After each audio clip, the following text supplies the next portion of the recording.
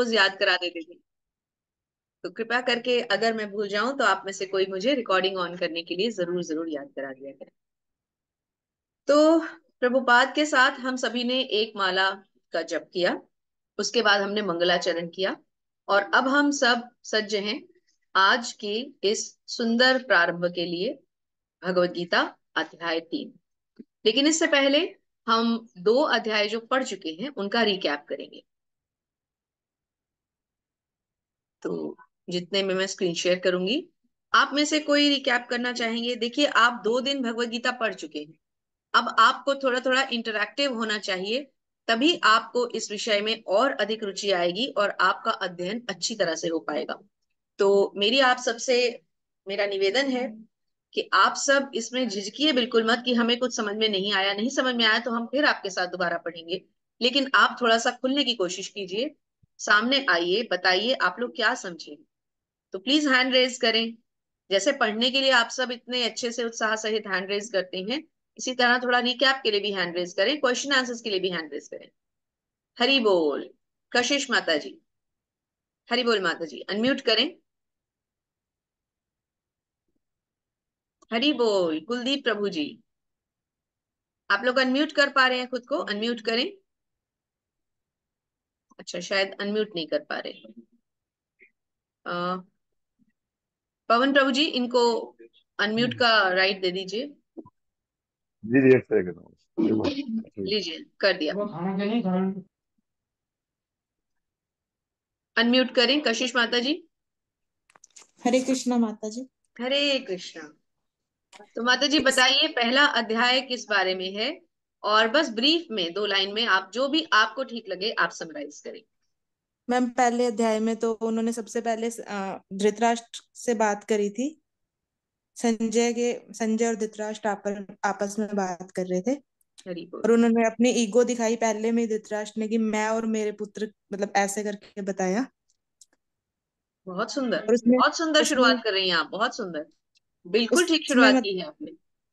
उसमें उन्होंने मतलब अपने कृष्ण जी ने या भगवान जी ने कोई भी कुछ भी नहीं कहा था। उसमें अर्जुन ने कुछ का पूछे, उनकी जो शंकाएं थी कि मुझे अपने परिवार के प्रति ऐसा करना चाहिए या नहीं करना चाहिए, या मैं अपने परिवार के प्रति ऐसा करूंगा तो मुझे उससे क्या फल मिलेगा। तो वो हरि बोल। आपस में डिस्कशन हुई थी, जिसमें भगवान ने कुछ भी नहीं कहा। फिर हम सेकंड चैप्टर में आए, उसमें पहली बार भगवान ने अपनी वाणी में हमें बोलना शुरू किया। उसमें उनका बहुत पहली सुंदर, बार बहुत मधुसूदन सुंदर। नाम से आया। हरि बोल। फिर बहुत उसके सुंदर। बाद हमने 3 चीजें देखी। परमेश्वर, परमात्मा और ब्रह्मा के बारे में जाना। फिर हमने जाना कि कैसे हमारी इंद्रिय दुष्कर्म की तरफ जा रही हैं। और फिर हमने इंद्रिय तृप्ति से आसक्ति की ओर, फिर आसक्ति से काम, काम से क्रोध, हरि बोल। हरि बोल, बहुत सुंदर। धन से कशिश स्मृति। माता जी ने बहुत ही छोटे से शब्दों में सारा एक्सप्लेन कर दिया। बस एक छोटी सी चीज और कि फर्स्ट चैप्टर में लिया क्या गया है टॉपिक, माता जी वो भी बताएं। लेकिन कोई बात नहीं, उसके लिए हम कुलदीप प्रभु जी को बोलते हैं। कुलदीप प्रभु जी, फर्स्ट चैप्टर में क्या बताया गया? दरअसल कशिश माता जी भगवान के वर्णन की तरफ ले गई चैप्टर को, जो कि सबसे अच्छी बात है। कशिश माता जी, सबसे अच्छी चीज ये रही कि आपने दोनों ही चैप्टर्स को केवल इस रूप में लिया कि भगवान कब नहीं बोले और भगवान कब बोले। तो इससे एक चीज सिद्ध होती है कि आप भगवत गीता को इसलिए पढ़ रहे हैं क्योंकि आप भगवान के विषय में जानने में ज्यादा इंटरेस्टेड हैं, ना कि इस टॉपिक को व्याख्यान करने में। तो ये एक भक्त की निशानी है। हरि बोल हम सबकी तरफ से करिश्मा सच के लिए हरि बोल।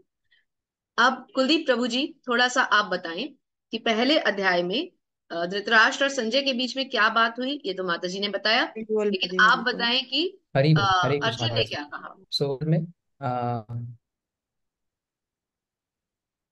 कुलदीप प्रभु जी अनम्यूट करें। अर्जुन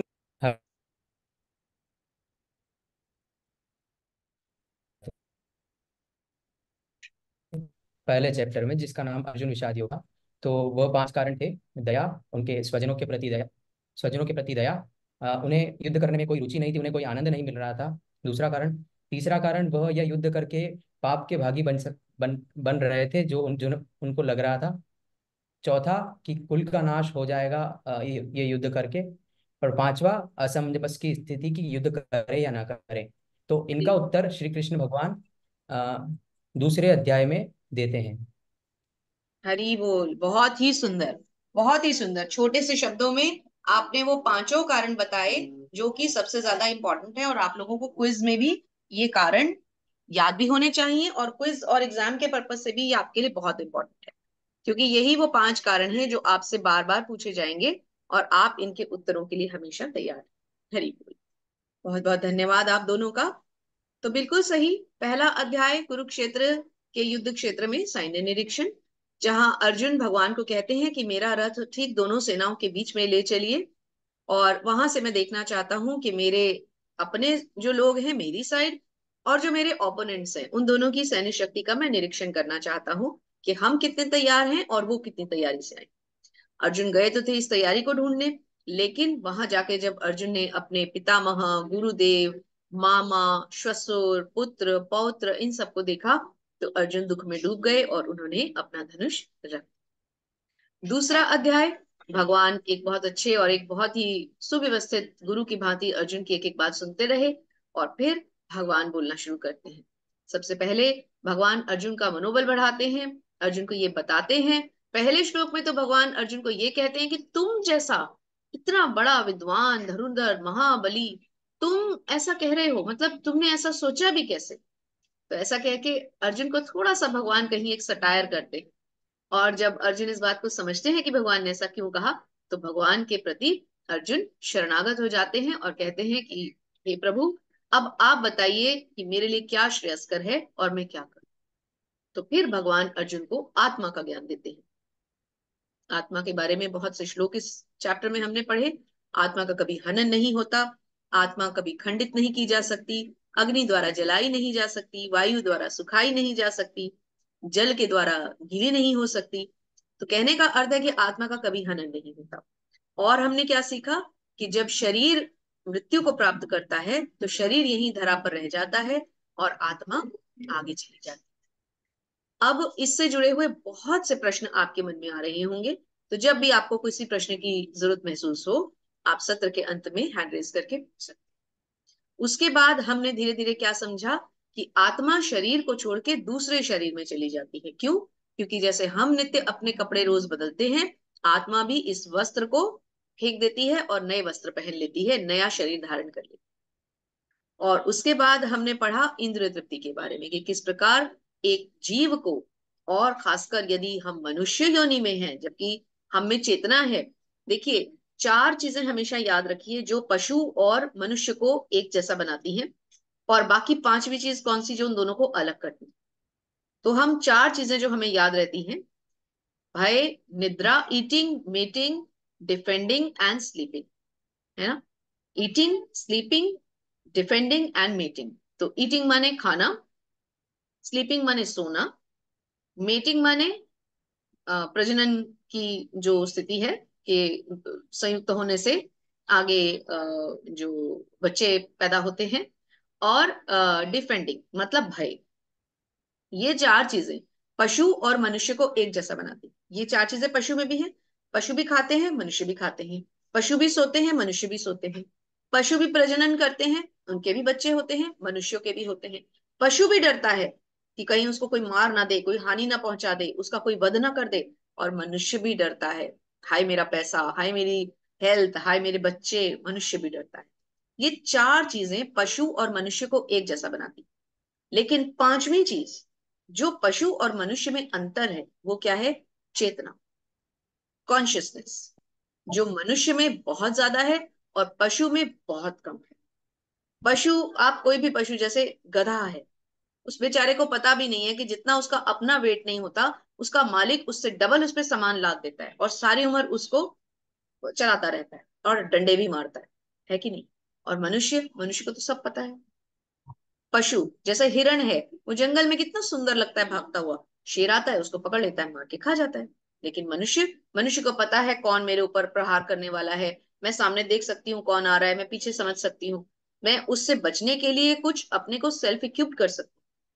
लेकिन पशु में ये चेतना नहीं होती इस लेवल की। तो ये जो कॉन्शियसनेस की स्थिति है, ये इस स्थिति को समझने के लिए भगवान ने अर्जुन को बहुत सारे एग्जाम्पल्स दिए कि तुम, पहली बात, मानव हो, उच्च कोटि के मानव हो, इतना तुम्हें बुद्धि है, तुम ऐसी बातें कैसे सोच सकते हो? तुम्हें तो पता होना चाहिए कि मृत्यु तो केवल शरीर की हुई है, आत्मा तो बचा हुआ है, फिर आत्मा के लिए तुम क्यों विलाप कर रहे हो। और दूसरी बात, इंद्रिय तृप्ति से भी दूर रहने की सलाह देते हैं, है ना। अगर हम इंद्रिय तृप्ति को नहीं त्यागेंगे तो हमें और पशु में कोई अंतर नहीं रह जाएगा, क्योंकि मानव योनि मिली है भगवान को समझने। मानव जीवन का लक्ष्य क्या है? हमें भगवान से अपने संबंध को पुनः स्थापित करना है। हम वहीं से आए हैं, भगवान के ही अंश हैं, और वहीं हमें वापस जाना है, लेकिन हम उनको समझ नहीं पाते। तो इस संबंध को हम समझ सकें, इसके लिए हम इस लाइफ मैनुअल भगवत गीता को अच्छी तरह से पढ़ेंगे और श्री कृष्ण के साथ अपने संबंध को समझें। ठीक है, तो ये हमारे दोनों चैप्टर्स का रिकैप था। अब हम चलते हैं तीसरे अध्याय को।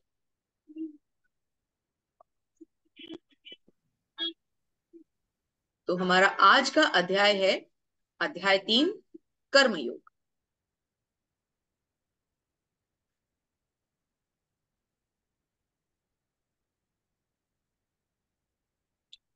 तो इस अध्याय में हमें क्या समझना है? सबसे पहले जो सबसे इंपॉर्टेंट बात है वो पहले ही पृष्ठ पे आपको देखने के लिए मिल गई। पहले हम इस अध्याय के नाम को पूरा समझते हैं। देखिए, 2 अक्षरों से मिलकर बना है इस अध्याय का नाम, कर्म योग। तो कर्म क्या है और योग क्या है, हमें दोनों को समझना है। तो कर्म तो है वो कार्य जो हम करते हैं, और योग क्या है? जुड़ना। योग का मतलब वो योगा नहीं है जो फिजिकल एक्सरसाइजेस है। योग का अर्थ है जुड़ना। किससे जुड़ना? भगवान से जुड़ना। और क्या बताते हैं कि कर्म और कर्म योग और कर्म कांड एक बात नहीं है। कर्म योग है भगवान से जुड़ना, और कर्म कांड क्या है? वो धार्मिक पद्धतियां, विधि विधान, कई तो वेदों से भी आए हैं, जो हम फॉलो करते हैं, इंस्ट्रक्शंस, गाइडलाइंस, है ना। तो कर्म कांड का तात्पर्य है देवी देवताओं की पूजा, सेवा आदि करना। किसके लिए? इंपॉर्टेंट बात, इंद्रिय भोग के लिए। हम देवी दुर्गा के व्रत क्यों रखते हैं? माता रानी मेरी इच्छा पूरी कर दो, मैं इस बार हलवा चढ़ाऊंगी और पूरे नवरात्रे रखूंगी, बस मेरी बढ़िया सी नौकरी लगवा दो। माता रानी मेरे बच्चे को सेटल कर दो प्लीज, बस ये वाला कर दो, इस बार के तो मैं साल के दोनों नवरात्रे रखूंगा, है ना। ये है हमारी भौतिक इच्छाएं। जब हम अपने को तुष्ट करने के लिए इस तरह से देवी देवताओं को लालच देते हैं कि हम आपके लिए लड्डू चढ़ाऊंगी 100 किलो, बस हनुमान जी मेरा काम बना दो, ऐसा, ये क्या है? ये है हमारा इंद्रिय भोग। हम अपने को संतुष्ट करने के लिए, अपने लिए भगवान को लालच देने की कोशिश कर रहे हैं। वो सब कौन है? डेमी गॉड्स, देवी देवता। भगवान कौन है? एक, परम पुरुषोत्तम भगवान श्री कृष्ण। अब आप में से कई युवक और युवतियां जो हैं वो भगवान शिव को बहुत मानते होंगे, और हम आगे आगे आपको क्या समझाएंगे कि शिव भी भगवान कृष्ण की आराधना करते हैं। तो हम शिव जी को सबसे उच्च कोटि का वो वैष्णव मानते हैं जो स्वयं भगवान कृष्ण की आराधना करते हैं, और क्योंकि वो सबसे बड़े वैष्णव हैं, इसलिए हम उनकी आराधना भी करते हैं। लेकिन शिव जी भी भगवान नहीं है, देवता है। भगवान केवल एक है, और वो है स्वयं श्री कृष्ण। ठीक है, जबकि कर्म योग इसके बिल्कुल विपरीत है। यह लगातार प्रयास में परमेश्वर को खुश रखने और सेवा करने के लिए है। तो कर्म कांड क्या है? जो अपनी संतुष्टि के लिए हो, और कर्म योग क्या है? जो भगवान को खुश करने के लिए हो, है ना। तो देखते हैं अर्जुन क्या कह रहे हैं। अर्जुन उवाच जायसी चेत कर्मणस्ते मता बुद्धिर्जनार्दन तक्तिं कर्मणि घोरे माम नियोजयसि केशव। अर्जुन कहते हैं, हे जनार्दन, हे केशव, यदि आप बुद्धि को सकाम कर्म से श्रेष्ठ समझते हैं, तो फिर आप मुझे इस घोर युग में क्यों लगाना चाहते हैं? देखिए कितना सुंदर प्रश्न है। जब आप ये कह रहे हैं कि बुद्धि कर्मों से ऊपर है, तो फिर आप मुझे युद्ध करने के लिए क्यों कह रहे हैं? आपको तो मुझे ये कहना चाहिए कि बुद्धि का सदुपयोग करो और मेरी शरण में आ जाओ, संन्यास ले लो। तो आप मुझे युद्ध क्यों करना चाह रहे हैं? मुझसे युद्ध क्यों करवाना चाह रहे हैं, है ना। तो अब देखते हैं मधुसूदन क्या जवाब देते हैं। एक और प्रश्न आगे लेते हैं। आ क्षमा कीजिए, मैं पूछना भूल गई, आप में से कोई संस्कृत के श्लोक पढ़ना चाहेंगे? आप में से कोई भी संस्कृत में श्लोक पढ़ना चाहेंगे? हरि बोल। कशिश माता जी, अनम्यूट करें, प्रयास करें। व्यामिश्रणेन वाक्येन बुद्धिमोहस्यैव मे तदेकं वद निश्चित्य येन श्रेयो अहम अनुपयाम। हरि बोल। व्यामिश्रेणेव वाक्येन बुद्धिं मोहयसीव मे तदेकं वद निश्चित्य येन श्रेयो अहमापनुयाम। ये जो बीच में एस लगा है, श्रेयो अह है, ये श्रेयो अहमाप नुयाम। जहां जहां शब्दों के नीचे एक छोटी सी लाइन आएगी, जैसे प के नीचे है, म के नीचे, ये हलंत है, इससे शब्द आधा कटता है। तो अ और ये एस हो गया अ, तो श्रेयो अहमाप नुयाम। अहमाप प पूरा नहीं है, नुयाम म पूरा नहीं है, आधा कटा हुआ है, इसके नीचे हलंत लगा है ना। इसी में विसर्ग वगैरह आएगी, और र जो ऊपर लगता है उसको कैसे यूज करते हैं वो भी आएगा। तो ऐसे ही आप धीरे धीरे प्रयास करते रहेंगे तो बहुत सुंदर आपकी संस्कृति अपने आप ही अच्छी हो जाएगी। तो क्या कहते हैं अर्जुन, कहते हैं आपके व्यामिश्रित अनेकार्थक, मतलब बहुत सारे उपदेशों से मेरी बुद्धि मोहित हो गई है। कृपया म्यूट कर लिया करें आप लोग पढ़ने के बाद। अतः कृपा करके निश्चय पूर्वक मुझे बताएं कि आप इनमें लोग से नई मेरे बनी लिए पहले कि इनमें से मेरे लिए सर्वाधिक श्रेयस्कर क्या हो। तो अर्जुन क्या कह रहे हैं कि आपने मुझे इतने सारे उपदेश दिए हैं, मेरी बुद्धि तो भ्रमित हो गई है। महाभारत में, सॉरी, भगवत गीता में मोहित और भ्रमित, ये दो वर्ड्स आएंगे, दोनों का मीनिंग एक ही है। मोहित होना या भ्रमित होना, दोनों का मीनिंग एक है। अतः कृपा करके निश्चय पूर्वक आप मुझे बताएं कि मेरे लिए श्रेयस्कर क्या है। कि अब मैं थोड़ा सा भ्रमित हो रहा हूँ, मुझे करना क्या है मुझे समझ में नहीं आ रहा, मैं कंफ्यूज हो रहा हूँ। इसीलिए अंतिम क्या था वर्ड, असमंजस। अर्जुन असमंजस में है, डाउटफुल है, मुझे समझ में नहीं आ रहा मैं क्या करूं। लीजिए, हरि बोल के साथ भगवान के श्लोक का स्वागत करेंगे। एक बार सब अनम्यूट कर लें, कृपया करके सब अनम्यूट करें। और भगवान का श्लोक आने से पहले एक बार हम भगवान के स्वागत के लिए महामंत्र पढ़ेंगे। आप सब भी बोल के महामंत्र पढ़िए। हरे कृष्णा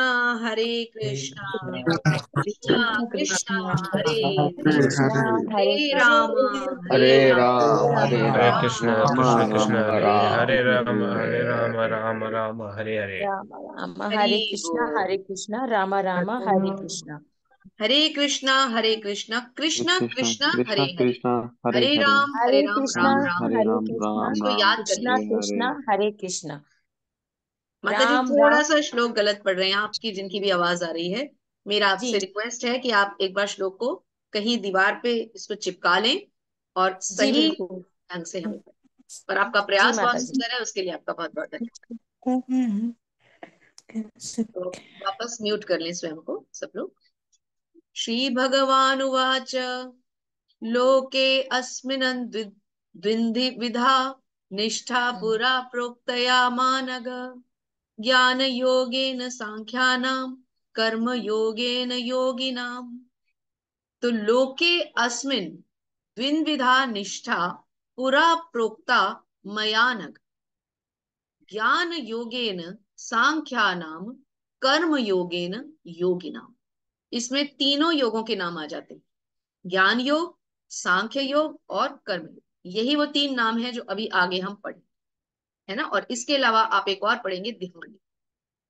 भगवान क्या कहते हैं, श्री भगवान ने कहा, हे निष्पाप अर्जुन, मैं पहले ही बता चुका हूं कि आत्म साक्षात्कार का प्रयत्न करने वाले दो प्रकार के पुरुष होते हैं।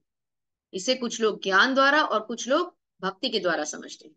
तो जो लोग ज्ञान के द्वारा समझते हैं वो होते हैं ज्ञान योगी, और जो भक्ति के द्वारा समझते हैं वो होते हैं भक्ति योगी। तो अब भगवान बताएंगे कि आत्म साक्षात्कार, अब आपके लिए एक नया शब्द आ जाता है, आत्म साक्षात्कार। तो ये आत्म साक्षात्कार क्या है, सेल्फ रियलाइजेशन। अब आजकल जो बहुत से मेडिटेटर्स हैं और जो हम नई पद्धतियों पे चल रहे हैं, तो हम सेल्फ रियलाइजेशन को क्या कहते हैं, खुद को समझना। लेकिन सेल्फ रियलाइजेशन है भगवान को समझना। क्यों? क्योंकि हम अपने को तब समझ सकते हैं जब हम भगवान को समझें। हम उनका अंश हैं, पूर्ण के बिना अंश को कैसे समझेंगे। आपको अगर ये समझना है कि आप चांद पे कैसे जाएं, रॉकेट कैसे बनाएं, तो आपको अंतरिक्ष को समझना पड़ेगा ना, स्पेस को, पहले स्पेस पे रिसर्च करनी पड़ेगी ना कि स्पेस क्या है। अब वहां यहां से स्पेस में जाने के लिए हमें क्या इक्विपमेंट चाहिए, हमें किस तरह के यंत्र बनाने होंगे। बिना स्पेस को रिसर्च किए, उसको समझे, आप रॉकेट कैसे छोड़ सकते हैं, है ना। तो पूर्ण को समझेंगे तभी अंश को समझेंगे। तो भगवान पूर्ण है और हम उनका अंश है, तो हम बिना उनको समझे खुद को नहीं समझ सकते। तो अपने को समझने के लिए हमें पहले आत्म साक्षात्कार से पहले कृष्ण साक्षात्कार करना होता है। कृष्ण का साक्षात्कार, उनको समझना, उनके विज्ञान को समझना, उनको जानना, है ना। तो देखिए यहाँ पर किस तरह से दिखाया है, एक एरोज अलग अलग लगे हैं, एक दिशा सूचक है, this way, that way, other way. तो ये हमारी बुद्धि है, हमारी बुद्धि इधर उधर भटक रही है, अब किधर जाऊं। और ठीक देखिए इस तरह से इसके ऊपर अर्जुन को दिखाया है। अर्जुन का इस समय मन जो है वो बुरी तरह से भटक रहा है। अर्जुन को कुछ भी समझ में नहीं आ रहा कि अब मैं क्या करूं, इधर जाऊं उधर जाऊं, करूं तो क्या करूं। अब देखिए हमारे पास कितने रास्ते हैं। एक है जो ज्ञान की तरफ जा रहा है, आप देख रहे हैं एक महापुरुष ज्ञान की तरफ सोच रहे हैं, ध्यान मुद्रा में बैठे हुए। और दूसरे हैं श्री हनुमान, जो क्या करते थे, केवल भक्ति। मुझे तो केवल श्री राम ही दिखाई देने चाहिए। मैं तो अगर मुझे कोई मोतियों की माला भी मिल गई, तो इतनी सुंदर और इतनी भव्य और इतनी माणिकों से भरी हुई माला श्री हनुमान को दी गई, माता सीता ने दी, और वो बैठे उसके मन के तोड़ने लग गए। तो माता ने पूछा कि ये तुम क्या कर रहे हो। तो उन्होंने कहा कि मैं ढूंढ रहा हूं कि इन मोतियों के अंदर श्री राम है या नहीं। अगर है तो ये माला मेरे काम की है, और नहीं है तो ये माला मेरे किसी काम की। तो एक भक्ति के पद पर है, एक ज्ञान के पद पर। लेकिन भगवत गीता हमें ये समझाएगी कि भक्ति पद, भक्ति योग, ज्ञान योग, कर्म योग, ध्यान योग सबसे ऊपर। ये एक पिरामिड की तरह है। योगा लैडर आएगा भी, आपको समझ में आएगा। उसमें एक पिरामिड है जिसमें स्टेप्स कहाँ से शुरू होते हैं। सबसे पहले कर्म योग, फिर आपका ज्ञान योग, फिर ज्ञान से ऊपर ध्यान योग। लेकिन ये सारा पिरामिड जाके कहाँ मिलेगा, टॉप पे है भक्ति, है ना। तो अभी धीरे धीरे आपको समझ में आएगा। चलते हैं नेक्स्ट स्लाइड पे। अब देखिए यहाँ पर क्या हो रहा है। तो हैंड रेस करें, कौन पढ़ना चाहते हैं। रीडिंग के लिए हैंड रेस करें कृपया। ओके, सब लोग जुड़िए इसमें, हैंड रेस कीजिए, कि करके आप सब पढ़ेंगे, बहुत आनंद आने वाला है। तो पवन प्रभु जी, आप कॉल करते जाएं। हरे कृष्णा, कशिश माता जी। हरे कृष्णा। शील प्रभुपाद जी की जय। भौतिकवादी मनुष्य के हृदयों को विमल करने के लिए जिन कर्मों का विधान किया गया है, उनके द्वारा शुद्ध हुआ मनुष्य इस संन्यास ग्रहण कर सकता है। शुद्धि के बिना संन्यास ग्रहण करने से सफलता नहीं मिल पाती। हृदय की शुद्धि के बिना संन्यास सामाजिक व्यवस्था में उत्पात उत्पन्न करता है। दूसरी ओर यदि कोई नियत कर्मों को ना करके भी भगवान के लिए करता है, तो वह उस मार्ग में कुछ भी उन्नति करता है, उसे भगवान स्वीकार कर लेते हैं। बुद्धि योग। हरे कृष्णा। तो क्या समझा हमने कि भौतिकतावादी मनुष्यों के हृदयों को विमल करने के लिए जिन कर्मों का विधान किया गया है। भौतिकतावादी मनुष्य कौन से होते हैं, कौन बता सकते हैं। चलिए अभी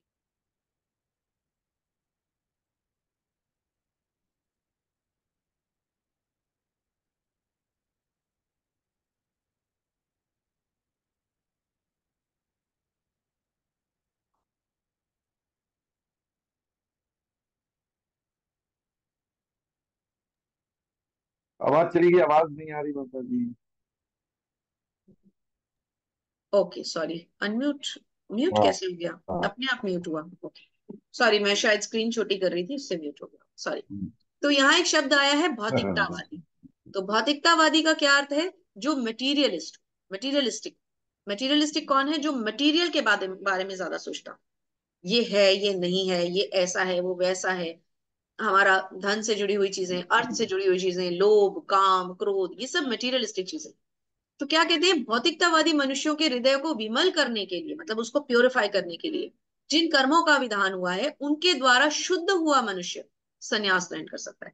तो संन्यास ग्रहण करने का अर्थ ये बिल्कुल नहीं है कि एक कमंडल लिया हाथ में और गेरुए वस्त्र पहने और चल पड़े रुद्राक्ष की माला डाल के।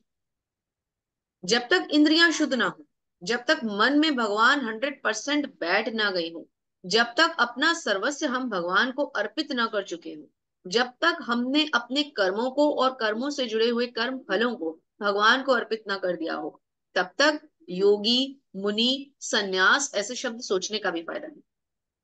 तो हमें तो यही अपने इसी जीवन में रह करके अपने आप को योगी बनाना है, मजबूत करना है। कैसे? कर्मों की तरफ चलना है, लेकिन हर कर्म के सेंटर में कैसे रखना है? कृष्णा। स्टडीज करनी है किसके लिए? कृष्णा के लिए। कल हमने डिस्कस किया था। इंजीनियर बनना है, पुल बनाना है, किसके लिए? कृष्णा के लिए। म्यूजिशियन बनना है, गाना सुनाना है या गाना है या कंपोज करना है, किसके लिए? कृष्णा के लिए। डांसर बनना है तो डांस करना है, किसके लिए? कृष्ण के लिए।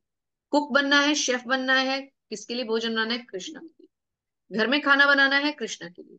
बुक्स पढ़नी है, कृष्णा के लिए। तो जो भी करना है, जो भी खाना है, सब कुछ करना है कृष्णा के लिए। जब तक हम हर चीज को कृष्णा को अर्पित करना नहीं सीख जाएंगे, भोजन बनाना, काम करना, जो भी कुछ करना है कृष्णा को सेंटर में रख के नहीं करेंगे, तब तक हम अपने जीवन में आगे सफल नहीं हो सकते। तो यही यहाँ पर बताया गया है। और होता क्या है, अब आप आगे आगे देखिए, अगली स्लाइड्स में देखिए। ये देखिए, ये आज के मुनि जी हैं, ये अपने आप को योगी कहते हैं। और देखिए ये क्या कर रहे हैं, है ना, मोबाइल फोन का यूज कर रहे हैं और चल रहे हैं, ये ऐसे हाथ में कमंडल भी लिया हुआ है और अपने आप को योगी कह रहे हैं। तो क्या कहा जा रहा है? कर्मेंद्रियाणि संयम्य आस्ते मनसा स्मरन इंद्रियार्थ अनविमूढ़ात्मा मिथ्याचारः स उच्यते। जो कर्मेंद्रियों को वश में तो करता है, किंतु जिसका मन इंद्रिय विषयों का चिंतन करता रहता है, वह निश्चित रूप से स्वयं को धोखा देता है और मिथ्याचारी कहलाता है। तो कौन हुआ मिथ्याचारी? मिथ्याचारी क्या हुआ? धोखेबाज। कौन हुआ धोखेबाज? ये तो खुद को, हमें तो धोखा दे ही रहे हैं, खुद को हमसे भी ज्यादा धोखा दे रहे हैं। मुनि बन के, योगी बन के सबको छल रहे हैं। तो जिसके मन में कृष्ण ना हो, जो केवल ये शो ऑफ करने के लिए कर रहा हो कि मैंने ग्रे वस्त्र पहन लिए, मेरे तो हाथ में कमंडल है, तो वो योगी नहीं है। और सन्यास तो छोड़ ही दीजिए, वो तो झूठा है, धोखेबाज। तो सबसे पहले हमें क्या करना है? कर्मेंद्रियों को, अपने कर्मों को, अपनी इंद्रियों को, अपनी ज्ञान इंद्रियों, कर्मेंद्रियों, हमारी 10 तरह की इंद्रियां होती हैं, उनको वश में करना है। इंद्रिय विषयों को वश में करना है। इंद्रिय विषय क्या है? जो हमारी सेंसेस जिन सब्जेक्ट्स को सोचना चाहती हैं, उनको डाइवर्ट करके हमें कहाँ लाना है? कृष्णा की तरफ लाना। ठीक है, चले आगे। अब यहाँ पे कुछ स्टोरीज आती हैं, जैसे कि भरत महाराज की स्टोरी। तो भरत महाराज कौन थे? आप श्रीमद् भागवत में पढ़ेंगे। भगवान ऋषभ देव के पुत्र थे भरत महाराज। और भरत महाराज की बहुत इंटरेस्टिंग स्टोरी है। भरत महाराज के साथ क्या हुआ कि बहुत ही उच्च कोटि के वो मुनि थे और वो राजा थे, लेकिन उन्होंने त्याग करके, अपना गृह संसार त्याग करके वो सन्यास में आ गए और वो मुनि बन गए। और सारी उम्र उन्होंने भगवान की भक्ति की। बहुत ही शुद्ध भक्त थे भरत महाराज। अब क्या होता है कि एक बार एक हिरणी जो है वो पानी की तरफ भाग रही होती है। और क्यों भाग रही होती है? क्योंकि उसके पीछे एक शेर पड़ा होता है। और जो हिरणी है वो एक नन्हे से हिरण को जन्म देने वाली होती है। तो वो भागती भागती नदी के अंदर गिर जाती है। और नदी के अंदर गिरने से उसको एक छोटा सा हिरण को वो जन्म देती है और वहां उसकी मृत्यु हो जाती है। भरत महाराज वहां अपने शिष्यों के पास के साथ आए होते हैं।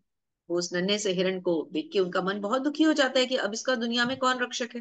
वो उसे अपने घर ले जाते हैं और वहां अपने आश्रम में उसका पालन पोषण शुरू कर देते हैं। अब सारा आश्रम हिरण के पीछे पीछे, और सबसे ज्यादा स्वयं भरत महाराज हिरण के पीछे पीछे।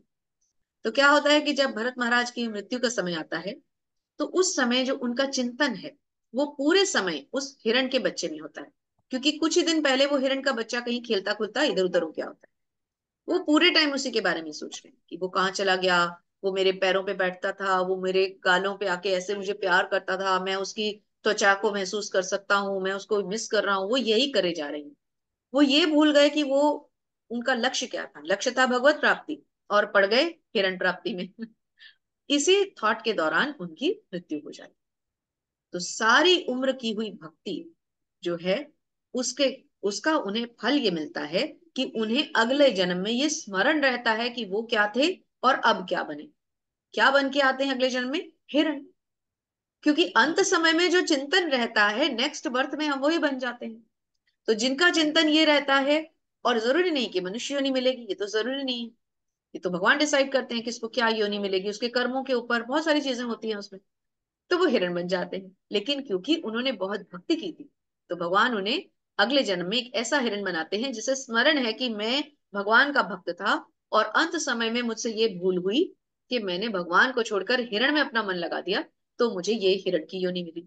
तो बहुत जल्दी उनकी फिर से मृत्यु हो जाती है उस हिरण की, और वो तीसरे जन्म में जड़ भरत बन के आते हैं, जहां वो राजा रहुगण को सारा जो है ज्ञान देते हैं, और उसके बाद फाइनली वो भगवान के धाम चले जाते हैं। तो ये स्टोरी यहाँ पर क्यों डाली गई? क्योंकि हमारे कर्म कैसे होंगे, हमारा भगवान के प्रति स्मरण कैसा होगा, चिंतन कैसा होगा, ये आपको समझ में आ जाए, इसलिए इस स्टोरी को यहाँ कोट किया गया। आप कौन पढ़ना चाहेंगे? हैंड रेस करें, मैं स्टार्ट करती हूँ, तब तक आप हैंड रेस करें। श्री विष्णु के लिए यज्ञ रूप में कर्म करना चाहिए, अन्यथा कर्म के द्वारा इस भौतिक जगत में बंधन उत्पन्न होगा।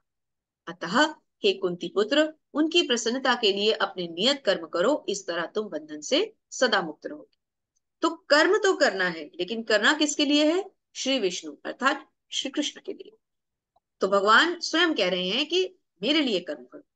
जब तुम मेरे लिए, मेरी प्रसन्नता के लिए कर्म करोगे, तो निश्चित ही वो कर्म जो होंगे वो तुम्हें कभी बंधन में नहीं बांधेंगे, वो तुम्हें मुक्त कर देंगे, मुक्ति प्राप्त हो जाएगी ऑटोमेटिकली। मुक्ति का अर्थ मृत्यु नहीं है। कोई भी अगर आपको ये कहे कि आपके इस्कॉन में तो ये सिखाया जाता है कि यंग बच्चों को इकट्ठे कर लेते हैं क्लास में और फिर बताते हैं कि मुक्ति का ये तरीका है कि मृत्यु को प्राप्त करो, मतलब सुसाइड ही कर लो, बिल्कुल नहीं। ऐसी कोई बात करे तो उनको हाथ जोड़ के कहिए हरे कृष्णा और वहां से निकल जाइए। ऐसा बिल्कुल नहीं है। मुक्ति का अर्थ मृत्यु नहीं है। मुक्ति का अर्थ है कि हम आसक्ति से मुक्त हो जाए, हमें अटैचमेंट से थोड़ा सा खुद को अलग रखना है। मुक्ति का अर्थ ये नहीं है कि हम मृत्यु को प्राप्त हो गए। ठीक है, ये बहुत बड़ा सब्जेक्ट है, समय मिला तो इस पे भी चर्चा करें। तात्पर्य श्रील प्रभुपाद के द्वारा श्रील प्रभुपाद की जय बोलकर कौन पढ़ना शुरू करेंगे? पवन प्रभु जी बताएंगे। तुलसी माता जी, हरे कृष्णा। शीला प्रभुपाद प्रभु तात्पर्य श्रील प्रभुपाद के द्वारा प्रभुपाद के द्वारा तथा भगवान विष्णु की श्रील प्रसन्नता प्रभुपाद की जय। शीला प्रभुपाद की जय। हरि बोल। अतः भगवान विष्णु की प्रसन्नता के लिए कर्म करना चाहिए, अतः जगत में किया जाने वाला अन्य कोई कर्म बंधन का कारण होगा, क्योंकि अच्छे तथा बुरे कर्मों के फल होते हैं और कोई भी फल कर्म करने वाले को बांध लेता है। अतः कृष्ण विष्णु को प्रसन्न करने के लिए कृष्ण भावना भावित होना होगा, और जब कोई ऐसा कर्म करता है तो वह मुक्त दिशा को प्राप्त रहता है। यही महान कर्म कौशल है, और प्रारंभ में इस विधि अत्यंत कुशल मार्गदर्शन की आवश्यकता होती है। हरे कृष्ण। हरे कृष्ण माता जी, धन्यवाद।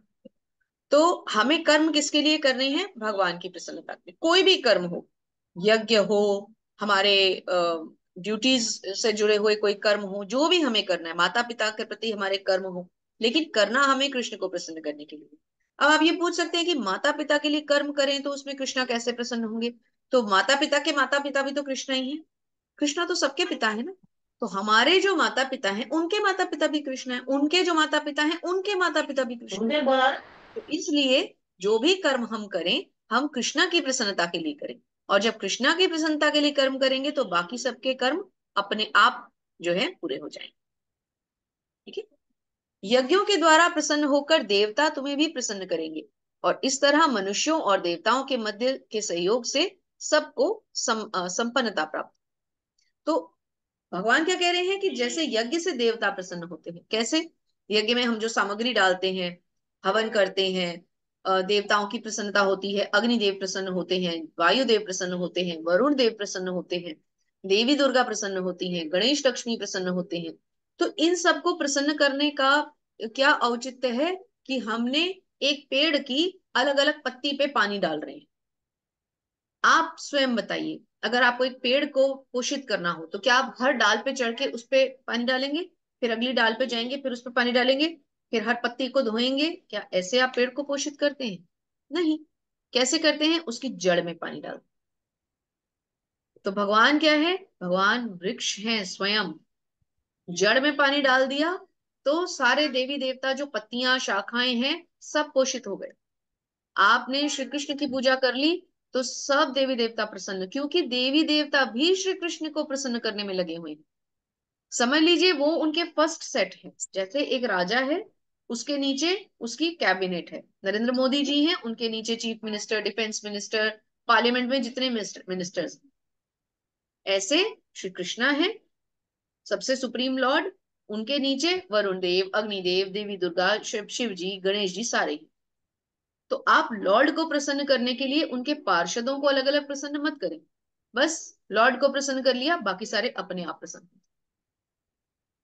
क्या आप नाक को अलग खिलाते हैं, कान को अलग खिलाते हैं और सिर को अलग खाना खिलाते हैं, हाथ पैरों को अलग बाल्टी में डाल के बैठते हैं? नहीं। आप अपने मुख के द्वारा अपने उदर को भोजन देते हैं। उदर में खाना खाना गया, पूरे शरीर की पोषण हो गया। तो भगवान को जब आपने पूजन कर लिया तो देवी देवताओं को अलग से पूजा करने की कोई आवश्यकता नहीं। आपकी मान्यता है, आप उनको भी सम्मान दीजिए, लेकिन पूजा सिर्फ एक भगवान श्री कृष्ण की, है ना। चलिए, तात्पर्य श्रील प्रभुपाद के द्वारा कौन पढ़ेंगे? तात्पर्य श्रील प्रभुपाद जी के द्वारा। कैसे सर बोल रहा हूँ? की जय। यज्ञ से मनुष्य पढ़िए के बोलिए। हरे कृष्णा। यज्ञ से हाँ हाँ मनुष्य के ठीक। खाद्य पदार्थ शुद्ध होते हैं और शुद्ध भोजन करने से मनुष्य जीवन शुद्ध हो जाता है। जीवन शुद्ध होने से स्मृति के सूक्ष्म तंतु शुद्ध होते हैं और स्मृति तंतुओं के शुद्ध होने पर मनुष्य मुक्ति मार्ग का चिंतन कर सकता है और ये सब मिलकर कृष्ण भावनामृत तक पहुंच जाते हैं, जो आज के समाज के लिए सर्वाधिक आवश्यक है। हरि हरे बोल। कृष्णा, हरि बोल। तो यज्ञ करने से क्या होता है? हमारे खाद्य पदार्थ शुद्ध हो जाते हैं। आपका भोजन शुद्ध होगा तो आपका जीवन शुद्ध होगा, जीवन शुद्ध होगा तो आपके स्मृति तंतु जो है वो तेज रहेंगे। उससे आपका भगवान के प्रति संबंध जागृत होना ज्यादा आसान हो जाएगा। तो आपको जो भी हवन, यज्ञ, अनुष्ठान, कर्म या इवन कर्म कांड करनी है, वो सबके लिए सोच के नहीं करनी। आप ये सोचिए, मैं एक भगवान को प्रसन्न कर रहा हूँ। Krishna is the supreme personality of God head, सबसे ऊपर है वो। उनको प्रसन्न कर दिया तो सब प्रसन्न हो गए, और उनको प्रसन्न करना कोई मुश्किल नहीं। उनको प्रसन्न करने के लिए यज्ञ नहीं करनी, कुछ नहीं करना, बस एक ही काम करना है। हरे कृष्ण कृष्ण कृष्ण हरे हरे, हरे राम राम राम हरे। तो इस मंत्र का उच्चारण करते ही कृष्णा हमारी जिह्वा पे आके नाचते हैं। Krishna starts dancing when we chant, when we start chanting. हम चैंटिंग शुरू करते हैं, वो डांसिंग शुरू करते हैं। तो हमें कृष्णा को अपने ऊपर जिह्वा पे बिठा के अगर नचाना है तो हरे कृष्ण महामंत्र का जप करना है। बस कृष्णा केवल उससे उतने से ही प्रसन्न हो जाते हैं, और उनको कोई बड़ी बड़ी चीजें नहीं चाहिए, बड़े बड़े यज्ञ हवन कुछ नहीं चाहिए। चलिए पढ़िए, नेक्स्ट पूरा ही पढ़िए। कौन पढ़ेंगे? दो दो जन मिलके पढ़िए। ऊपर की 4 लाइन एक जन अनुष्का पढ़िए, माता तात्पर्य एक जन पढ़िए। अनुष्का माता जी, हरे कृष्णा। अनुष्का माता जी अनम्यूट करें। राहुल प्रभु जी।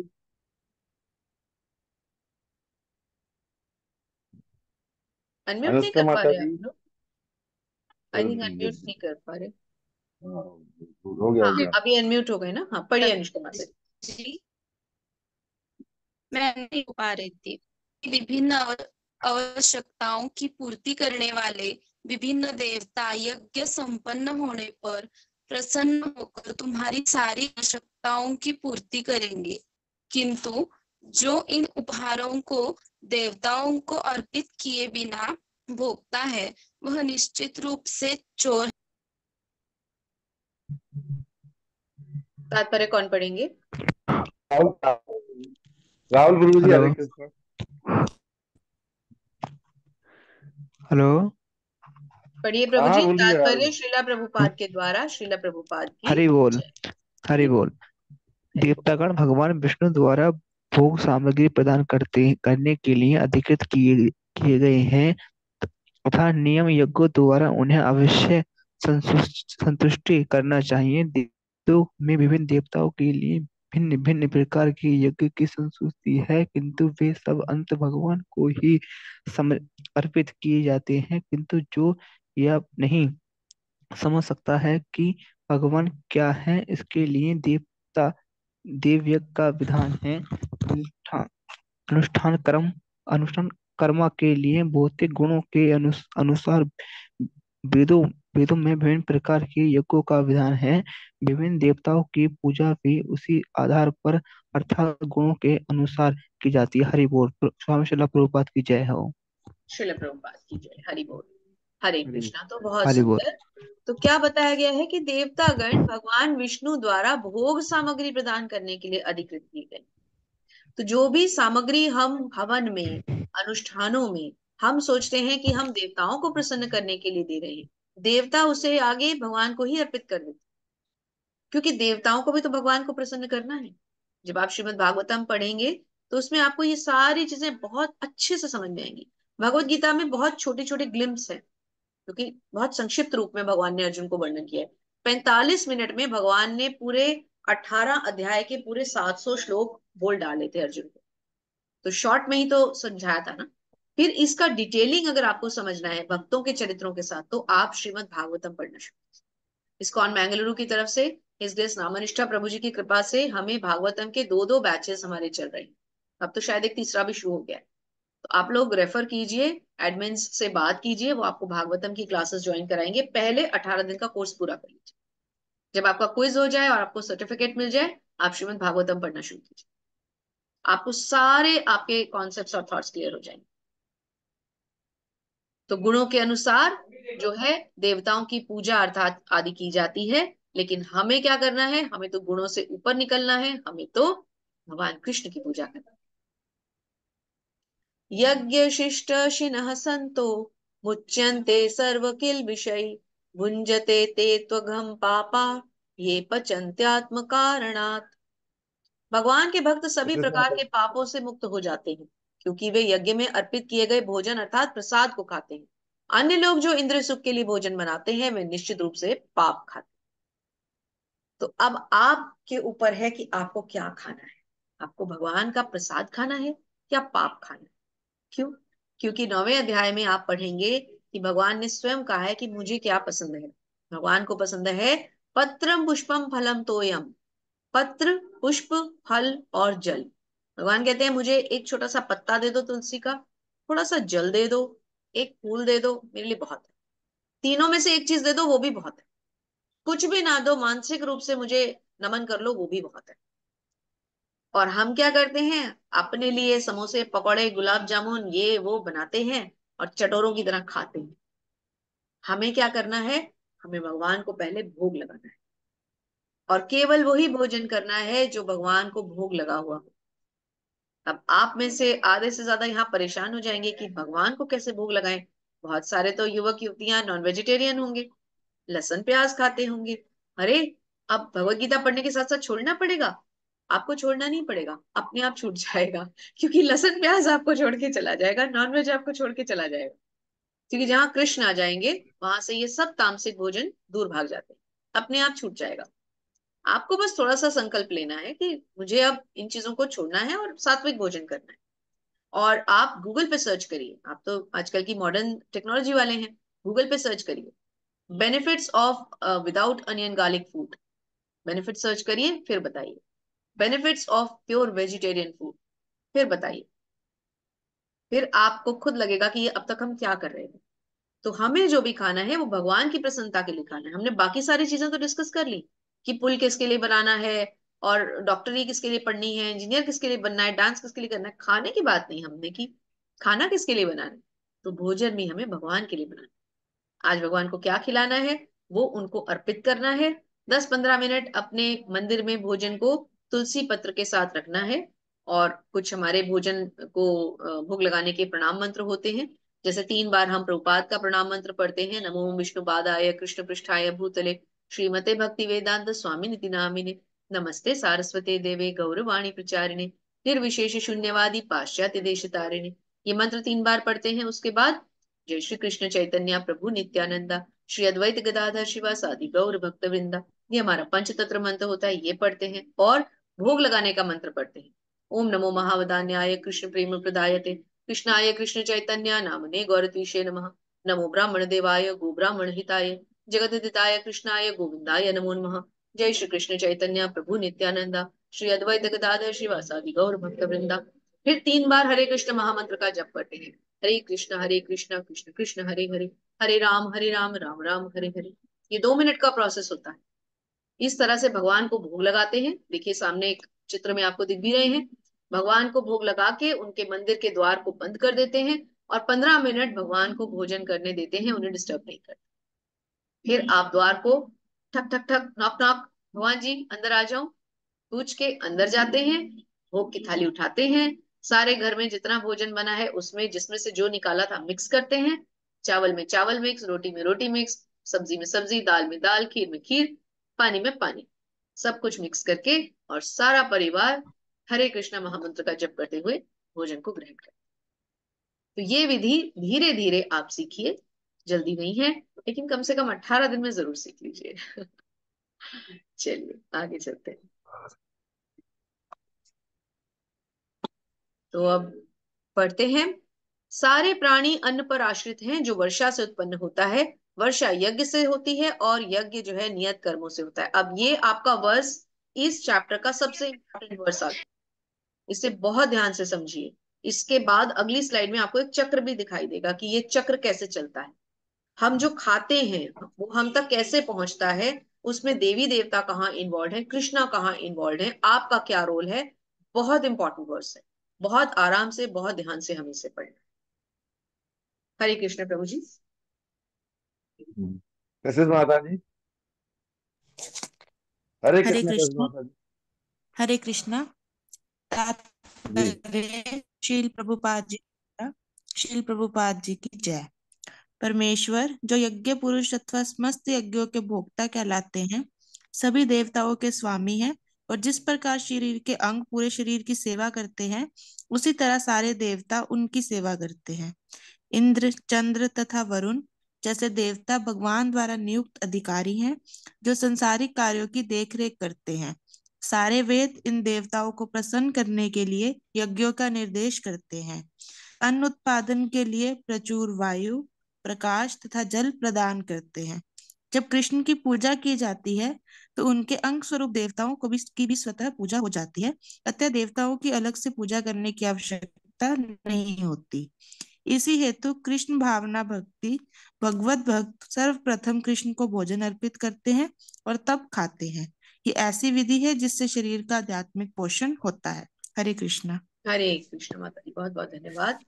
तो जो यज्ञ पुरुष अथवा समस्त यज्ञों के भोक्ता हैं वे सभी देवताओं के स्वामी हैं। किसकी बात हो रही है? भगवान श्री कृष्ण की। वही यज्ञों के भोक्ता हैं, समस्त यज्ञों के भोक्ता ही भगवान श्री कृष्ण हैं। जितने भी यज्ञ हो रहे हैं वो केवल उनको प्रसन्न करने के लिए हो रहे हैं। तो यज्ञ में यदि हम भगवान को भोग ही ना अर्पित करें तो फिर हमारे उस यज्ञ का फायदा क्या हुआ? तो जो भी अनुष्ठान हमें करने हैं, किस लिए करने हैं, वो यज्ञ क्यों करने हैं, उसमें देवी देवताओं को क्यों प्रसन्न करना है, उस सब के पीछे समस्त कारणों के कारण है स्वयं भगवान श्री कृष्ण। तो ये ऐसी विधि है जिससे कि हमने भगवान को पूजा, मतलब सारे देवी देवताओं को ही पूज लिया। तो इस विधि के द्वारा शरीर का आध्यात्मिक पोषण भी होता है, अर्थात हमने क्या ग्रहण करना है जो हम भगवान को अर्पित कर चुके। अब ये चक्र बहुत इंपॉर्टेंट है। आप में इसको मैं एक बार दोबारा से यहाँ पर रन करती हूँ। देखिए कहाँ से शुरू हो रहा है ये, कहाँ सबसे पहले क्या होना है। देखिए सबसे पहले वर्षा आई, उससे भी पहले आपने यज्ञ किया। नीचे वाले तस्वीर में आपको दिख रहा होगा, एक्चुअली मेरी स्क्रीन पे ना बहुत सारी स्क्रीन्स खुली होती हैं क्योंकि वो जूम वाली विंडोज भी खुली होती हैं, तो मुझे फोटोग्राफ्स दिखती नहीं है प्रॉपर। सबसे पहले क्या हुआ? यज्ञ हुआ। नीचे से शुरू करते हैं। यज्ञ ने क्या किया? यज्ञ के कारण देवी देवता प्रसन्न हुए तो वर्षा आई। वर्षा ने क्या किया? अन्न पैदा किया। अन्न उत्पन्न होता है ना वर्षा से। अन्न आया तो हम जैसे लोगों ने उससे खाना शुरू किया। सारे प्राणी लिखा है ना, तो सब लोगों ने उसको उसका भोजन लिया। और उससे पहले, लेकिन ये सब हुआ किसके कारण था? अब सबसे टॉप की फोटो को समझिए। मैंने आपको नीचे से साइकिल समझाई है, अभी आपको ऊपर से दोबारा समझाऊंगी। अब ये सब किसके कारण हो रहा है? ये हो रहा है भगवान के कारण, लॉर्ड के कारण। क्यों? हमने ये सब क्यों किया था? क्योंकि भगवान ने हमें क्या दिए? वेद दिए और हमारे कर्म और कर्तव्य हमें समझाए। तो मैंने आपको यज्ञों से क्यों समझाना शुरू किया इस चार्ट को, क्योंकि अभी हम यज्ञों के बारे में पढ़ रहे हैं। इस चार्ट को एक्चुअल आपने स्टार्ट में समझना है भगवान के में, कि भगवान ने हमें क्या दिया। भगवान ने वेद दिए, अब आप इसको प्रॉपर सर्कल को समझ। भगवान ने वेद दिए, वेदों से कर्म आए, कर्मों से यज्ञ करना सीखा, यज्ञों से वर्षा हुई, वर्षा से अन्न आया, अन्न से हम जैसे प्राणियों ने खाया और हमारा पोषण। तो हमारे जो लास्ट 3 वर्ष थे वो यज्ञ पे बेस्ड थे, इसलिए हमने आपको पहले यज्ञ से वर्षा, वर्षा से अन्न, अन्न से भोजन समझाया। लेकिन इस सबके पीछे कौन है? लॉर्ड श्री कृष्ण। ठीक है, तो ये चक्र आपको याद रहना चाहिए।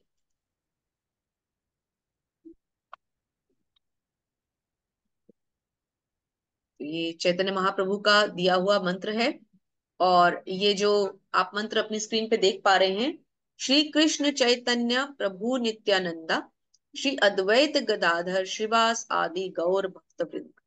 अर्थात पहला है जय श्री कृष्ण चैतन्य। जो चैतन्य महाप्रभु थे वे भी स्वयं कृष्ण थे, कृष्ण का ही भगवान अवतार, क्या स्वयं कृष्ण ही अपने भक्त के रूप में आए थे। प्रभु नित्यानंद, और जैसे भगवान कृष्ण के साथ बलराम है, ऐसे ही चैतन्य महाप्रभु के साथ नित्यानंद प्रभु, उनके पीछे आप देख भी पा रहे हैं। श्री अद्वैत गदाधर श्रीवास आदि, ये 3 भगवान चैतन्य महाप्रभु के पार्षद हैं। कौन कौन? अद्वैत प्रभु, गदाधर पंडित और श्रीवास, श्रीवास पंडित। तो ये उनके 3 पार्षद हैं, गौर भक्त वृंद और बाकी के भक्त। तो ये हमारा पंच तत्व मंत्र है, जिसको कि हमें हर बार जब हमें जप करना है तो माला पे सबसे पहले जो मेरु होता है, बीच का मन का जिसमें धागा बंधा होता है, उसको हम क्रॉस नहीं करते। वहां से जो अगला मन का है, पहला मन का, उसको पकड़ना है और पहले हमें ये मंत्र पढ़ना है कि जय श्री कृष्ण चैतन्य प्रभु नित्यानंदा श्री अद्वैत गदाधर श्रीवासादि गौर भक्त वृंदा।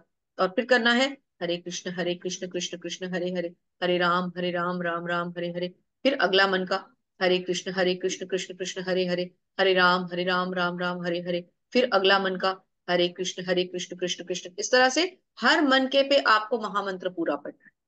जब एक माला हो गई 108 की, तो उल्टा सर्कल वापस शुरू करना है। मेरू को क्रॉस नहीं करना। मेरू होता है जो धागे वाला एक मोटा मन का होता है, उसको पार नहीं करना कि इधर से गए और फिर इधर से ही वापस आए, नहीं। जब मेरू आएगा तो उल्टा वापस घूम जाना है, फिर इधर से इधर गए, फिर मेरू आया तो इधर से इधर घूम जाना है, क्रॉस नहीं करना उसको। ठीक है, उस पर धागा बंधा रहता है आपकी पहचान के लिए, क्योंकि वो 109वां हो जाता है। तो हमें 108 ही करनी है। उसको क्रॉस करेंगे तो एक वहां पर हमारा संख्या चेंज हो जाएगी, इसलिए उस पर नहीं जाना। और जब बैग के साथ करना है, माला को जब के बैग में रखिए और जबा बैग के अंदर रख के उसमें से अपनी ये तर्जनी जो आपकी इंडेक्स फिंगर होती है, इसमें होल बना होता है, उससे बाहर निकाल देते हैं। क्योंकि इसको हम दूषित उंगली मानते हैं। इससे कभी हम कान साफ करते हैं, कभी हम नाक साफ कर रहे होते हैं, तो इस उंगली को यूज नहीं करना है ना। तो तर्जनी को होल में से बाहर निकाल के और हमें तब महामंत्र का जप करना है। तो इसका स्क्रीनशॉट लेके रख लीजिए, क्योंकि इस पे महामंत्र भी लिखा हुआ है और पंचतत्व मंत्र भी पूरा लिखा है। अपनी अपनी माला खरीद लीजिए आप लोग और माला पर जप करना शुरू कीजिए। देखिए माला दिखाई गई है यहाँ आपको, किस प्रकार आपको जप करना है। हम जब 18 दिन पूरे हो जाएंगे तो हम आपके साथ फिर जपा सेशंस में भी हम जुड़ा करेंगे। हमारी या जिनकी भी ड्यूटी लगेगी आपके साथ, वो आपके साथ जप भी किया करेंगे, है ना। ये तो इमोजीज आपको इसलिए दिखाई गई हैं कि अभी आप क्या हैं और भगवत गीता पढ़ने के बाद आप क्या हो जाएंगे।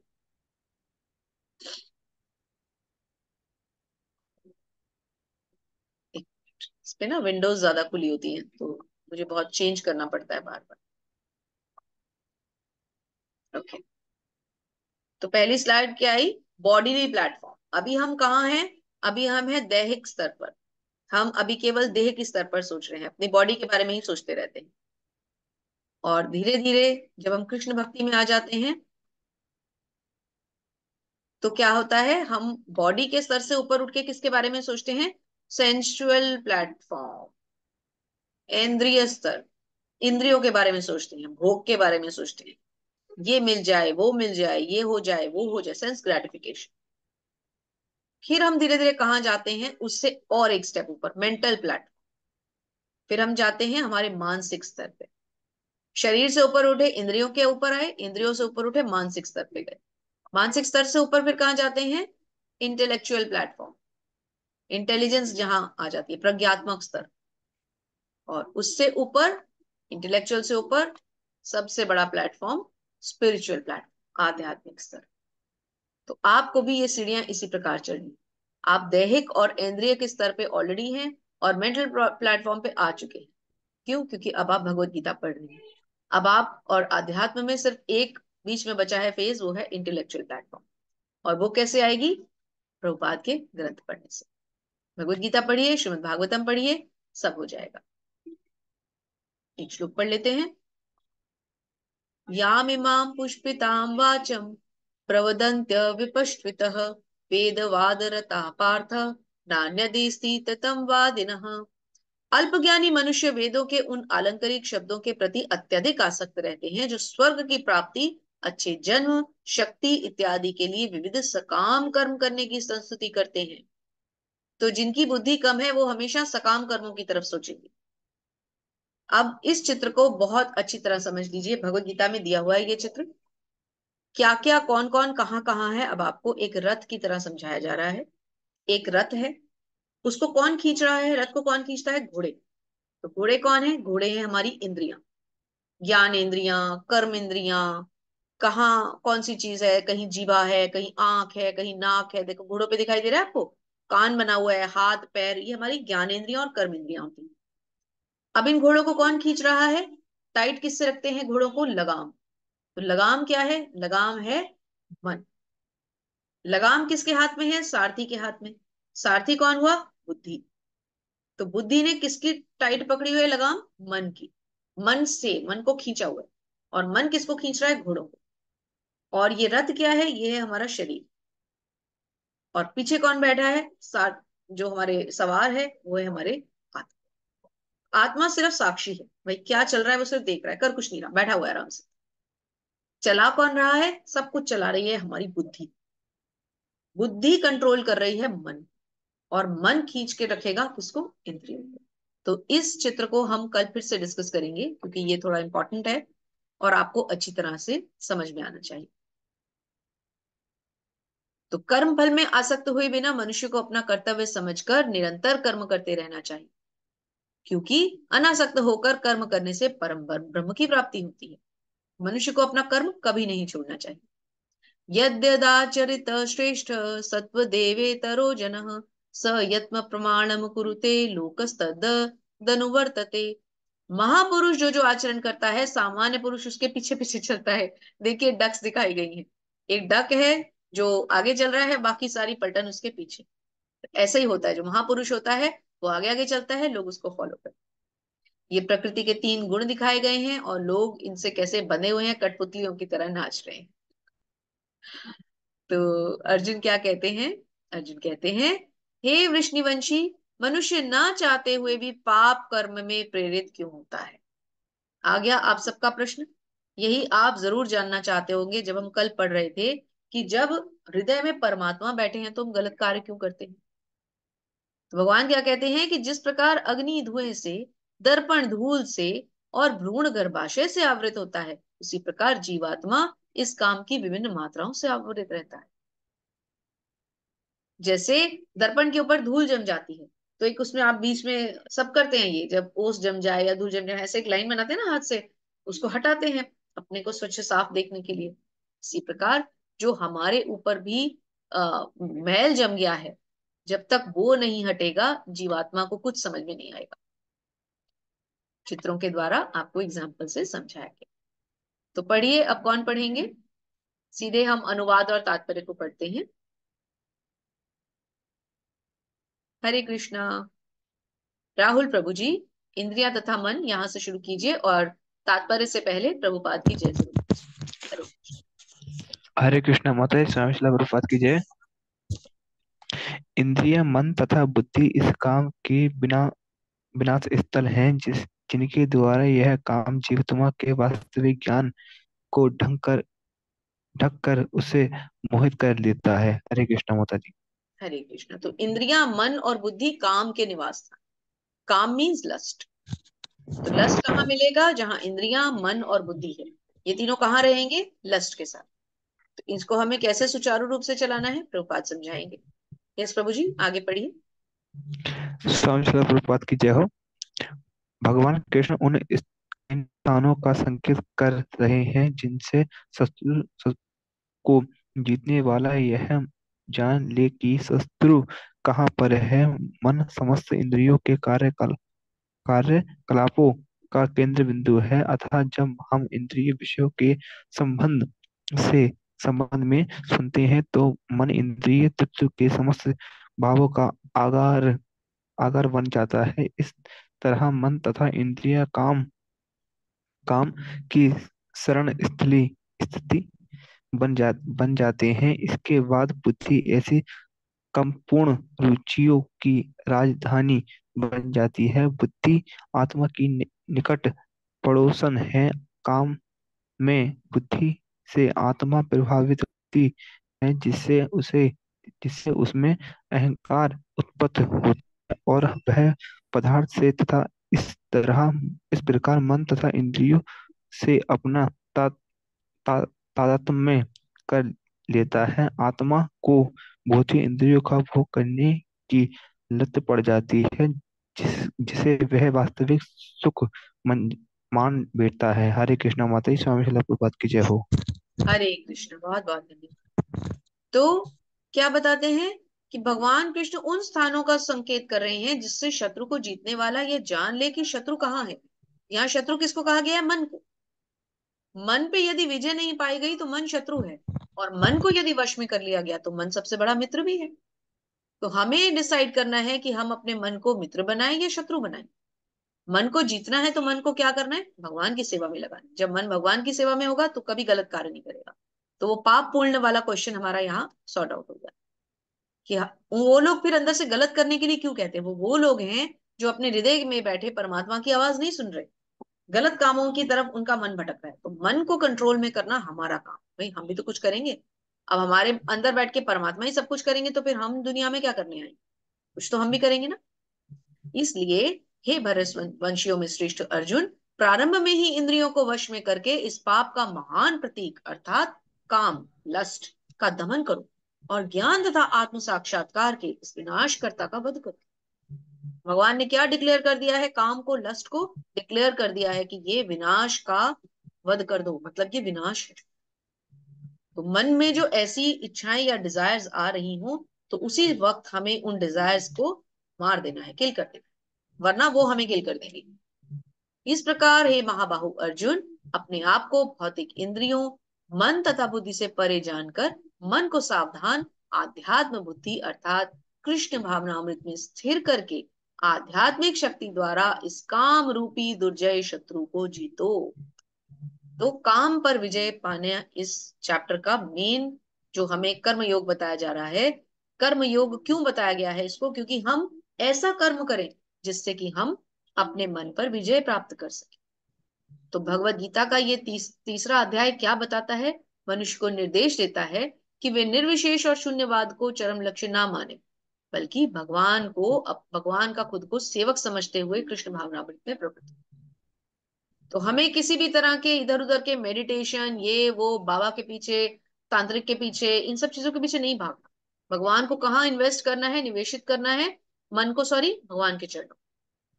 मन केवल भगवान के चरणों, अपने आप सुधर जाएगा, अपने आप कंट्रोल हो जाएगा। भौतिक जीवन में मनुष्य काम तथा प्रकृति पर प्रभुत्व जताने की इच्छा से आता है। तो आप इसका स्क्रीनशॉट खींच के रख सकते हैं। होता क्या है कि जब हम भगवान से विलग होकर के इस लोक में आ जाते हैं तो भगवान हमें ये स्वतंत्रता भी देते हैं। भगवान बहुत दयालु पिता है। भगवान क्या कहते हैं, इसको एक बच्चे के एग्जाम्पल से हम समझते हैं। एक बच्चा अपने पिता की गोद में, और जमीन पे बहुत ज्यादा कांच फैला हुआ है या बहुत भीड़ है किसी मेले में। अब बच्चा कह रहा है मुझे नीचे छोड़ो, पिता कह रहे हैं नहीं, तुम्हारे पैर में कांच चुभ जाएगा, नहीं मुझे छोड़ो, नहीं बेटा तुम भीड़ में भटक जाओगे, नहीं मुझे उतरना है, नहीं। वो उसका हाथ भी पकड़ रहे हैं लेकिन वो फिर भी जबरदस्ती गोद में से उतर के भाग जाता है। तो क्या होगा? उसको या तो चोट लग जाएगी, या तो वो भीड़ में गुम हो जाएगा, या तो कोई और हानि हो जाएगी। तो हम भी ऐसे ही बच्चे हैं जो जिद करके यहाँ आ गए। तो अब हमें यहाँ आकर समझना है कि हमने क्या गलती की। बस हम रियलाइज कर लें कि हमारी गलती क्या है और भगवान से अपने संबंध को समझ लें तो हमारा जीवन भी सब। तो इसको समझने का एक ही रास्ता है, कृष्ण भावना। भगवत गीता पढ़ें, भागवतम पढ़ें, गुरु का कहना माने। और गुरु कौन है? जगत गुरु श्रील प्रभुपाद, उनका कहना माने, उनके ग्रंथ पढ़ें। यहाँ पर बताया गया है, आप रेफरेंस श्लोकास नोट कर सकते हैं, इसका स्क्रीनशॉट ले लीजिए और इसको मैच करिए अपनी भगवत गीता पुस्तक से। जो कॉपी आपके पास है भगवत गीता की, उससे इसे मैच करें कि 3.1 और 3.2 में वैराग्य के बारे में बताया है, 3 से लेके 9 तक निष्काम कर्म योग है, 10 से लेके 16 तक कर्मकांड है, 17 से 35 तक कुछ एग्जाम्पल्स हैं, और 36 से 43 तक बहुत इंपॉर्टेंट, मन शत्रु है या मन मित्र है, इसके बारे में बताया।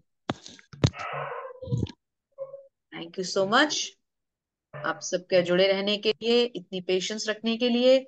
और आप सब युवक युवतियां हैं, भगवत गीता को इतने इंटरेस्ट से सुन रहे हैं, 1 घंटा पूरा आप कंसंट्रेशन के साथ सुन रहे हैं, आप सबका बहुत बहुत धन्यवाद।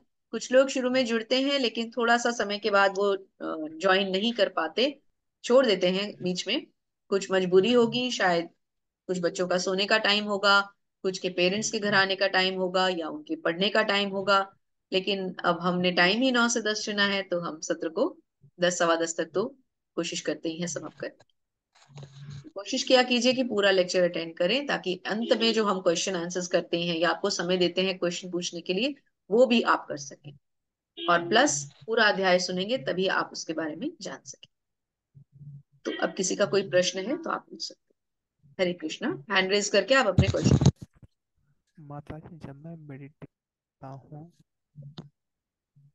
कौन बोल रहे हैं? आवाज नहीं आ रही, हैंड रेज कीजिए, कौन बोलना चाहते हैं?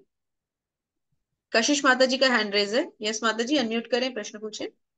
हरे कृष्णा माता जी, हरे कृष्ण आपने आज भोग के बारे में बताया, जी। तो हमें भोग लगाना है तो ऐसे मतलब जैसे थाली में लगाया तो वो थाली रख के आ सकते हैं, या फिर जैसे हम खिलाते हैं तो वैसे भोग खिलाना है?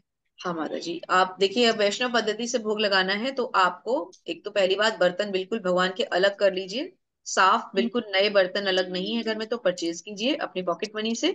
चाहे एक सिंपल एक प्लेट लीजिए, मगर वो अलग हो, घर के बर्तनों में उन्हें नहीं रखना। भगवान के लिए साफ, सबसे पहला जो आप बनाएं वो भगवान के लिए बनाएं, और सबसे पहले आप भगवान को अर्पित करके आए। जितनी बार आपको खाना है आप उतनी बार भी रख सकते हैं, और वैसे नियम ये है कि आप 3 टाइम जरूर लगा दें। कुछ आप थोड़ा सा नाश्ते के टाइम रखें, थोड़ा सा लंच के टाइम, कुछ डिनर के टाइम। बाकी प्रहर का आप भोग नहीं भी लगा पाते तो कोई बात नहीं।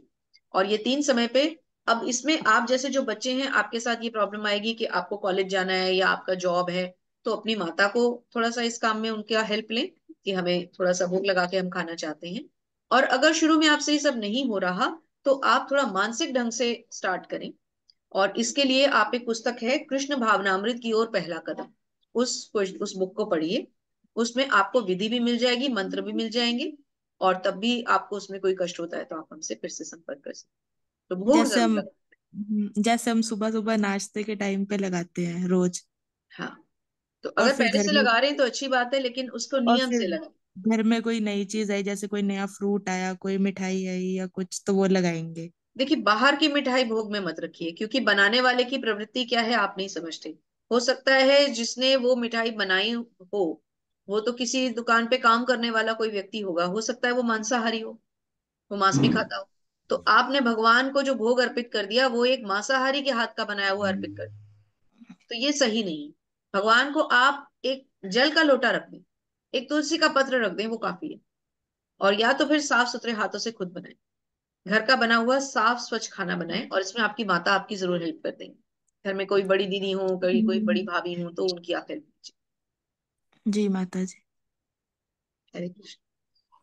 और आप वो लगाने का तरीका तो बताओ, कि ऐसे थाली रख के आनी है कि ऐसे हाँ, भोग लगाना है? हाँ, थाली रख के, आप थाली में जो भी चीजें आपने बनाई हैं थोड़ी थोड़ी सब रख लें, छोटी छोटी अलग अलग कटोरियों में रख लें तो बहुत अच्छा है। हम्म। आप ये समझ के रखिए कि आप एक राजा को खाना कैसे खिलाएं, या आपके घर में आपके ग्रेट ग्रैंड फादर बैठे हो तो उन्हें खाना कैसे खिलाएं, कैसे जाएंगे, अदब से उनके दरवाजे को नॉक करेंगे।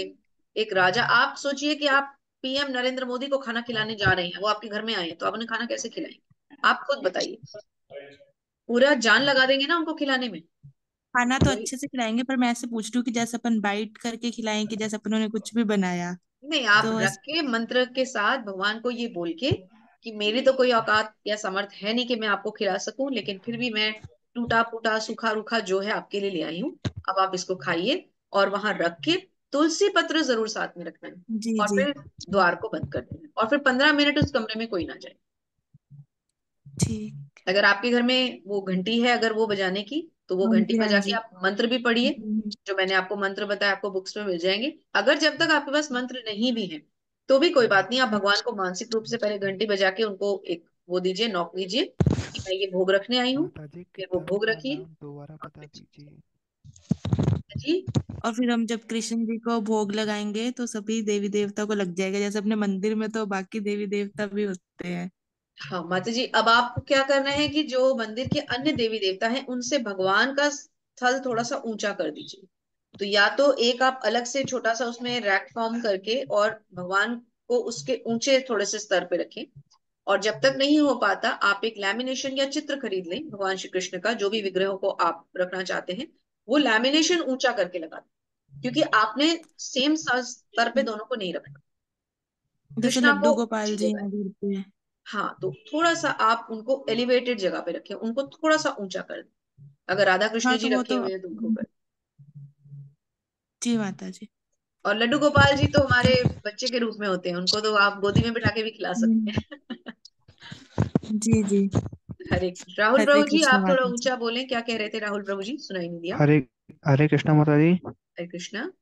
माता जी अभी आपने किताब का नाम बताया था, कृपया दोबारा बताने बताने कैसे करें। कृष्ण भावनामृत की ओर पहला कदम, first step thank you. Towards Krishna consciousness. English में भी है, हिंदी में भी है। जी माता जी। कृष्ण महावर। आप इस्कॉन मैंगलुरु की साइट पे जाके ढूंढ सकते हैं, आपको मिल जाएगी और वहां से कोरियर भी आप तक पहुंच जाएगा। ठीक है माता जी, बहुत धन्यवाद। हरे कृष्णा। आप में से भगवत गीता किसके माता पास नहीं है, हैंड रेज करें, किनके पास भगवत गीता नहीं है।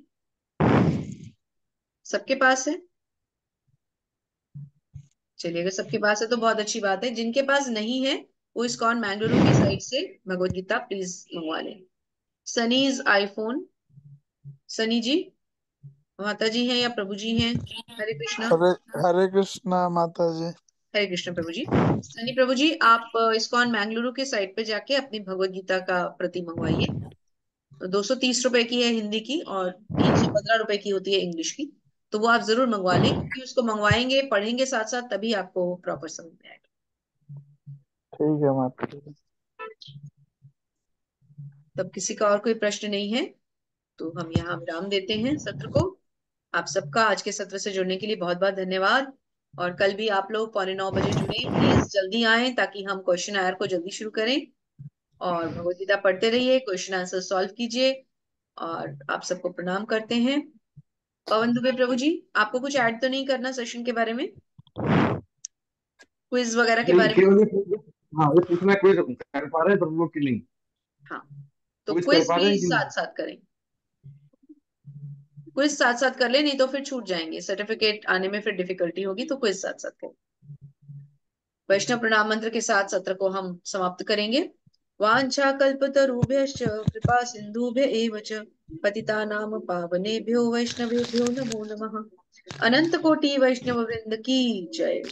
श्रील प्रभुपाद महाराज की जय। जय आप सभी सुंदर भक्तों की जय। जय। जय।